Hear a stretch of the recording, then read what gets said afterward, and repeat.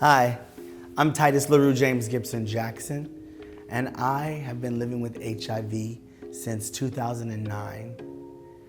Moved to New York in 2018, became a spokesmodel for HIV Stops With Me, and I am living in my truth, living in my goals.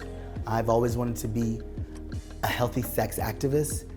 I wanted to be on Broadway first, but it's going in the way that it's supposed to happen, and I am touching more people than I could ever think just by telling my story. And I would say my story, my HIV journey story, started in high school. I was 18, and I found out on April Fool's Day, the irony. I was wanting to give blood.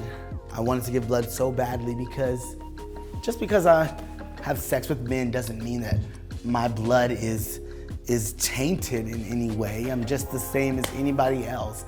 HIV doesn't have a gender. Gender's a social construct. And so it doesn't really matter who I'm sleeping with. And I just knew there was nothing was happening with my blood, so I definitely would be able to give blood and it would be okay. And I told a little fib and said, no, I'm gay, but I've never had sex with a man. No, I've never done that, so that I could give blood. I'm not mad that I lied. It still had a point to prove. I still think that's a point to prove. And if you're not allowing people to give blood because they are of same sex and have sex with men, that is shame on you. However, I would not have come to find out my diagnosis. I got called back by the agency I tried to give blood to, and they said there's something going on with your blood and we need to just talk to you. It's normally hepatitis C or something like that, but we can't talk about it over the phone. We have to bring you in. So I went inside, saw this big, tall white man. He was so gentle, like he was tall, but you could say he was just, there's something so calming and gentle about him.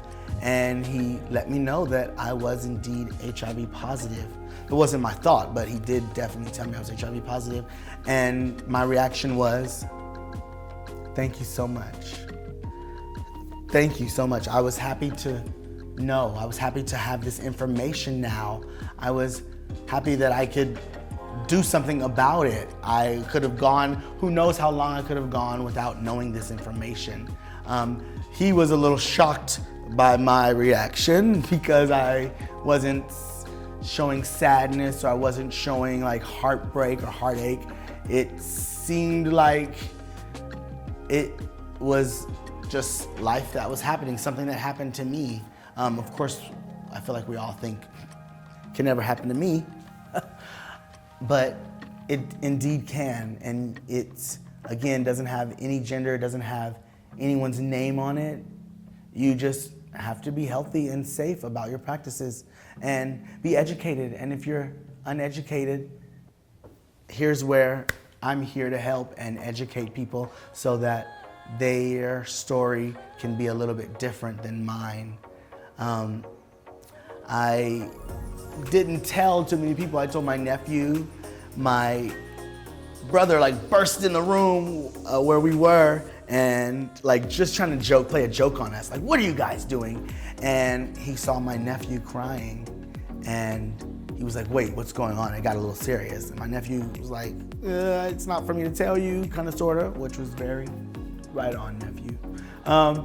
And my brother asked me what was going on and I had to tell him. I felt like I had to tell him, and he was upset. I remember him leaving the apartment in his car, and next thing I knew, I got a call from my sister screaming in my ear because he had told my sister and my sister and my father. And I learned, even out of the love that my brother has so deeply for me, that was not his story to tell.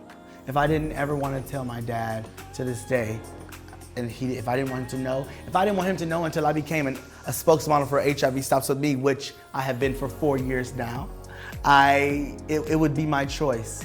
It was taken away from me. I forgive him, but your story is your story and you deserve to tell it on your terms when you want to tell it. It's not the end of the world. You can live, you can thrive. stay alive in 2025. And you know what you can also be? The CEO of your own life, just like me. I have taken my life and said, HIV, you can come along for the ride, I guess. But you know what? I'm gonna make sure that I'm the driver at all times, and you're gonna take a back seat to me, because I'm gonna keep pursuing my dreams. I'm gonna be on Broadway. I'm gonna release music. I'm gonna dance. I'm gonna show the world that living with HIV is not as crazy as it seems. It's not as scary as it seems.